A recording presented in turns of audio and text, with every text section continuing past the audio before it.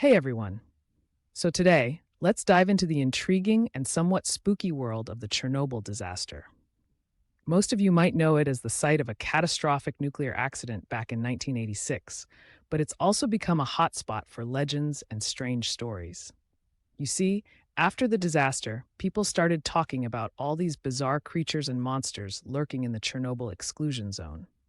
Today, we're going to explore these fascinating tales and see what makes them so captivating in popular culture. First things first, what's the Chernobyl exclusion zone? Well, it's a 30-kilometer radius around the Chernobyl nuclear power plant that was evacuated and abandoned after the disaster. The environment took a huge hit, and while the place was a ghost town for people, wildlife started to reclaim the land.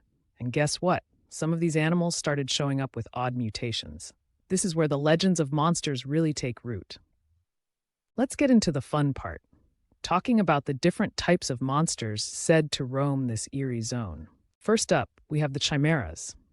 Now, if you don't know what that is, it's a mythical creature that combines parts from different animals. There have been reports of strange dog-like creatures with features that seem a bit off. Imagine a wolf with a deer's antlers, or a cat with the scales of a fish. These sightings have sparked wild imaginations, leading to the belief that Chernobyl's harsh environment has created these unusual beings. Next, let's talk about mutated animals. Some locals have reported seeing dogs and wolves that look quite different from the average species. These creatures sometimes have strange behaviors, possibly due to the radiation affecting their genetics. Instead of barking, some of these dogs might howl eerily, haunting the streets of abandoned towns. Now, moving on to the black stork. This beautiful bird has become part of the local lore. It's said to fly around the exclusion zone with a mesmerizing yet eerie aura. The black stork is often portrayed as a bad omen, perhaps symbolizing the tragedy of Chernobyl. When people spot this bird, they can't help but feel a chill run down their spine. Now we get to one of the more unsettling figures, the red forest wolf.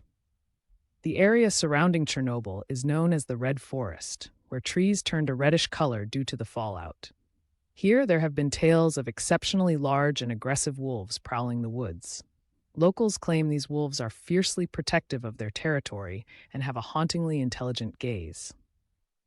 Next on the list is the infamous Polygon Monster. This creature is so surreal it almost seems made up. Descriptions sometimes depict it as a sewage monster, crawling through the desolate, abandoned places of Chernobyl. These tales gain traction, especially among urban explorers who venture into the exclusion zone, looking for thrills. Last but not least, let's not forget the Chernobyl spider. There are reports about bizarrely mutated spider species in the area. Some say that these spiders have grown to be larger and more aggressive due to radiation exposure. There's even a rumor about giant webs appearing in the ruins, catching the unwary. So, what's the takeaway from all these tales? The monsters of Chernobyl have woven themselves into our media culture, appearing in films, video games, and literature. They represent our fears around radiation and the unknown.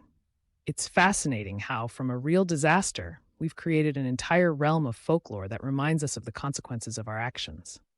As we wrap up, it's clear that the stories of Chernobyl's monsters are captivating and varied. While many of these tales are steeped in myth, they serve as a reminder of the delicate balance between man and nature. Whether you're a fan of urban legends or just curious about Chernobyl, there's no denying that these stories hold a strange, magnetic allure. Thanks for joining me on this spooky journey.